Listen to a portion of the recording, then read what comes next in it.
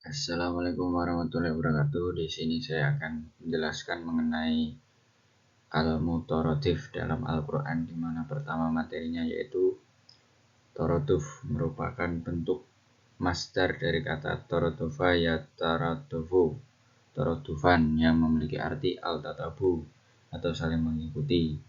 Pengertian ini tidak jauh berbeda dengan yang terdapat dalam Kamus Lisan Al-Arab, di mana kata lain taraduf diartikan dengan setiap sesuatu yang mengikuti sesuatu yang lain. Meski demikian, secara terminologis ulama berbeda pendapat dalam memberikan definisi kata taraduf, karena sejak awal mereka memang berselisih dalam memahami hakikat taraduf dalam sebuah bahasa.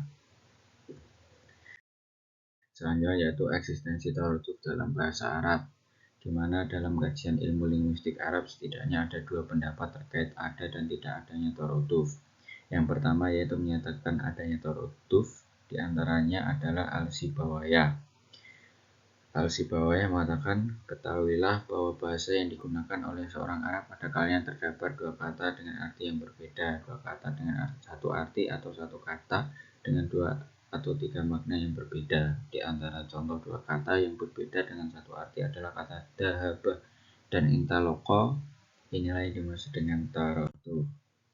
Kedua pendapat yang menyatakan tidak mungkin ada dua, di mana tokoh bahasa diantaranya adalah Tolab Ibnu Faris dan Abu Hilal Al-Askari. Kelompok ini berpendapat bahwa tidak mungkin dua kata memiliki satu arti tanpa perbedaan yang fundamental. Taraduf dalam Al-Quran. Dalam konteks Al-Quran, pendapat tentang adanya taraduf di dalamnya juga beragam. Hal ini sesuai dengan sudut pandang masing-masing ulama. Setidaknya ada dua kelompok yang berbeda pendapat dalam hal ini, yaitu kelompok yang menyatakan adanya taraduf dan kelompok yang mengingkari adanya taraduf.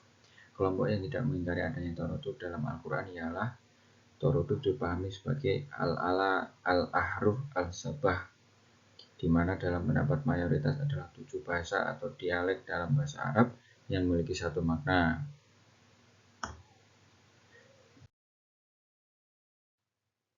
Selanjutnya, al-taraduf dipahami sebagai takwid.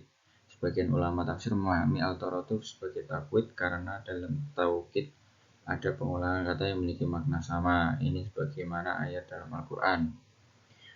Wa ja'a rabbuka al-malak safan safa'a. Kata safan, safa diulang dua kali dengan menunjuk pada makna yang sama, yaitu berbaris-baris. Selanjutnya, al-taraduf dipahami sebagai mutasyabih, di mana ada pendapat yang menganggap bahwa taraduf dalam Al-Quran itu berupa al-tasyabuh, yaitu satu kisah yang diceritakan dalam banyak bentuk dalam Al-Quran. Al-Ash'ari berpendapat bahwa setiap kata yang memiliki makna sama di dalam Al-Quran tidak dapat disamakan sepenuhnya. Bin Al-Syati juga menyatakan secara tegas mengkritik ulama yang sejak lama disebutkan oleh perdebatan seputar eksistensi nomin taraduf di dalam Al-Quran hingga melahirkan banyak pendapat. Dalam konteks ini, Bin Syat'ai melakukan penelitian induktif terhadap kata-kata dalam Al-Quran menurut konteksnya, di mana ia akhirnya menyimpulkan bahwa penggunaan kata dalam Al-Quran didasarkan atas makna tertentu tidak dapat digantikan oleh kata lain, baik menurut kamus-kamus bahasa maupun kitab tafsir. Kesimpulan bahwa setelah dilakukan penelusuran terhadap beberapa kata dalam Al-Quran yang selama ini dianggap sebagai kata sinonim serta dilakukan pembacaan dengan metode tafsir bayani, harus ditegaskan bahwa tidak ada kata dalam Al-Quran yang memiliki arti sama. Ketinggian bahasa Al-Quran ini menjadi salah satu kemujizatan Al-Quran yang ditantangkan kepada semua manusia yang meragukan eksistensinya sebagai wahyu ilahi.